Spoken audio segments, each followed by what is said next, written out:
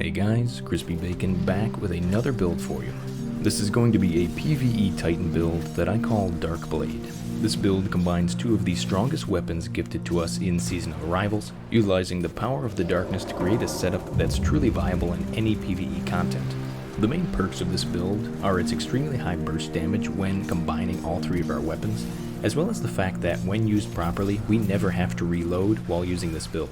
The main combo here will be consistently switching between witherhoard and recluse without ever having to reload either weapon. And this is achieved thanks to the witherhoard exotic catalyst, as well as the exotic titan legs known as Peacekeepers. The witherhoard catalyst allows it to reload itself while stowed away. And the same here is true for Peacekeepers, but instead of reloading the witherhoard, it actually reloads any stowed submachine guns. So this means when we're shooting our witherhoard, our recluse is reloading thanks to Peacekeepers, and when we're shooting our recluse, the witherhoard is reloading thanks to its exotic catalyst. And when we run into those chunkier enemies, that's when we pull out the falling guillotine and do some extremely high burst damage thanks to some mods and our subclass that we'll talk about a bit later. So first, let's dive a bit deeper into the required gear to set this build up yourself. We've spoken already about Witherhoard, which is the Season Pass exotic from Season of Arrivals. And again, we have Recluse, which is a pinnacle crucible weapon that you can get through Lord Shaxx. And if you don't have this weapon, you can always switch it out with any of your favorite submachine guns. And lastly, in our heavy slot, we have Falling Guillotine, everyone's favorite heavy sword from this season. And this can be achieved by simply reaching rank 30 in the Season Pass. As for our exotic armor piece, we'll have Peacekeepers, the exotic titan legs, and these give us increased handling and movement speed whenever we're using a submachine gun, and also reloads any stowed submachine guns after a short time. As for our armor set, we'll be using a full legendary arc set, while our Peacekeepers will be solar, with the following mods. On our helmet, we'll have heavy ammo finder and taking charge. On our arms, we'll have enhanced impact induction and radiant light. On our chest, we'll have overload grenades, sword reserves, and lucent blade. On our legs, we'll have major resist, enhanced sword scavenger, and special ammo scavenger. And then on our butt cape, we'll have major resist, oppressive darkness, bleeding edge, and empowered finish. As for our stats, we're going to prioritize recovery, discipline, and intellect. And as for our subclass, we're going to be using top tree sentinel, known as Code of the Protector. And with this, we're going to be using magnetic grenade. So again, the Witherhoard Recluse combo is going to be our main damage throughout most encounters in any activity. And you can even throw anti-barrier rounds onto any submachine gun you're using to help you get through any nightfall or raid content. And when you combo this with the fact that we're using overload grenades, you have a lot of bases covered when it comes to champions. But the main point of this build is to take our Falling Guillotine, juice up our character as much as possible with damage buffs, and take down any boss as fast as possible. So let's talk about how we achieve that ridiculous damage with Falling Guillotine. We do want Whirlwind Blade and boss spec on our Falling Guillotine, but it's really the mods in the subclass that take the damage to the next level. So the main show here is Lucent Blade, which makes it so that anytime we're charged with light and we hit an enemy with our sword, we actually gain a huge sword damage buff for a short duration. And getting charged with light is very easy, considering we have the Taking Charge mod, which makes it so that when we pick up an orb of light, we get charged with light. And this is really easy thanks to Witherhoard and Recluse, because both of these weapons are going to be masterworked, which means that any double kills we get with these weapons produces an orb of light. So we have Lucent Blade buffing our sword damage whenever we charge with light, but we also have Oppressive Darkness, which makes it so that when we throw a void grenade at an enemy, they actually get a debuff that allows us to do more damage to them. And this is even better thanks to the fact that we have overload grenades on, which makes it so that these same void grenades cause disruption, which delays enemy ability regeneration and lowers their damage output, meaning that enemies we throw grenades at are going to be doing less damage to us. So we have enhanced sword damage, debuffed enemies that take more damage, and deal less damage. How does it get better from there? Well, that's where the famous Ward of Dawn comes into play. When we pop this super, it creates a protective dome that gives us additional damage resistance while we're standing inside the bubble, but also gives us weapons of light, which gives us a 35% damage bonus that stacks on top of Lucent Blade.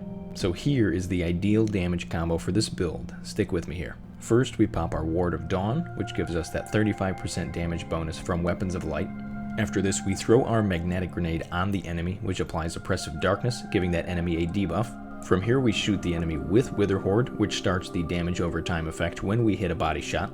And it's from here that we will pull out our sword, do a few light attacks on the enemy, usually 2 or 3, which builds up the Whirlwind Blade perk, giving us extra damage, and then we go into the very powerful spin attack, which does most of our damage. And from here we can keep spamming light attacks on the enemy until our heavy attack charges once again, and use that every time you have it available. This leads to some absolutely insane damage, and at this point most bosses are dead as long as you have a few players using this strategy. If you place your Ward of Dawn on top of bosses, you can easily survive their stop attacks because of the extra protection from Ward of Dawn, and if you do happen to get knocked away from the boss, that's a great time to switch over to your witherhoard, reapply the damage over time effect, and then get back in melee range of the boss to keep using your sword. And one other mod worth mentioning here is actually Radiant Light, which makes it so that when we cast our Ward of Dawn, we actually charge all of our allies with light, which makes it so that if they are using Lucent Blade, they can all benefit from the charge of light that we give them with our bubble. This is a great way to make sure that all of your allies are charged with light, which makes sure that they can utilize Lucent Blade to help DPS down the boss as a team. And lastly, I just wanted to mention the remaining mods before I shut up here. Heavy Ammo Finder makes it so that we find more heavy ammo on the ground, which helps with keeping our sword ammo high. Enhanced Impact Induction makes it so that when we melee an enemy, we get reduced grenade cooldown, which is great when we need to throw our magnetic grenade to either apply Oppressive Darkness or the Overload. We also have Sword Reserves, which both increases the amount of sword ammo you can carry, and this also activates Lucent Blade's additional perk. And this perk, called Replenishing Guard, actually makes our guard energy go up faster, which for us will actually help us do the powerful spin attack more often because those power attacks actually use the guard energy. Enhanced Sword Scavenger actually gives us bonus reserves when we pick up ammo, and Special Ammo Scavenger helps us get more special ammo for our Witherhoard.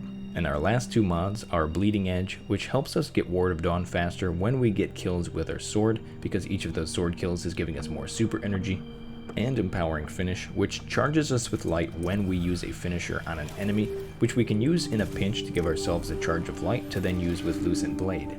And with that, I think that about does it for the commentary portion of this video. I know there was a lot of information that was thrown at you, and I really appreciate you sticking around to the end. So far, this is my favorite build of the season, and probably one of the main builds that I'll be using all the way up until November hits. We've been branching out a bit lately, so feel free to follow me on Twitter, follow me on Twitch, and see where else you can find us. Also, make sure to join up on the Discord. We do a lot of community discussion around builds there, and I'm sure we'd love to have you. But as always, thank you so much for watching, and have a good one.